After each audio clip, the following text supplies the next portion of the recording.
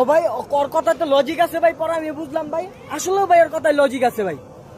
আঙ্গো ভাই কিচ্ছু নাই ভাই, আঙ্গো ভাই কিচ্ছু নাই, আঙ্গো লাডি আছে আর বাস আছে ভাই, লাডি আর বাস বাদ আঙ্গো কিচ্ছু না, একটা একটা আছে, এগুলি দিয়া এখন আর চলে না, ঠিক আছে। আমাদের লাগবে পারমাণবিক মিসাইল, ঠিক আছে, পারমাণবিক মিসাইল লাগবে। কারণ হইলো দেখেন, ইহুদিরা 80-90 বছর ধরে, হ্যাঁ, ইহুদিকে জনসংখ্যা কয়জন, ইহুদিদের জনসংখ্যা কিন্তু খুব কম, তারপরে ওরা একটা স্টেট লেভেলে আছে, ঠিক আছে। আমেরিকার লগে টক্কর দিতে পারবো, টক্কর দিয়ে চলতে পারবো কে? ইসরায়েল। কিভাবে চলতে পারবো কোন? কেন চলতে পারবো? ওদের কাছে পারমাণবিক শক্তি আছে, পারমাণবিক বোমা আছে, পারমাণবিক ক্ষেপণাস্ত্র আছে, আর অনেক কিছু আছে, ঠিক আছে। আর আমাদের কাছে কি আছে? আমাদের কাছে আঙ্গুল চৈন আছে।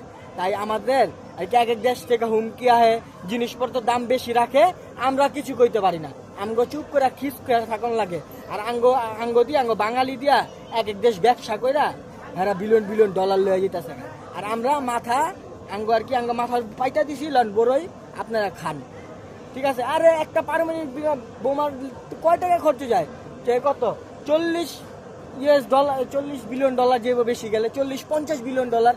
আমাদের যদি 4-5টা, হ্যাঁ, পারমাণবিক বোমা থাকতো বা থাকে, ঠিক আছে, তাইলে আমাদের উপরও কোনো জুলুম কেউ কোনো দেশ করতে পারতো না, আমার আইডিয়া মতে বা আমার ধারণা মতে।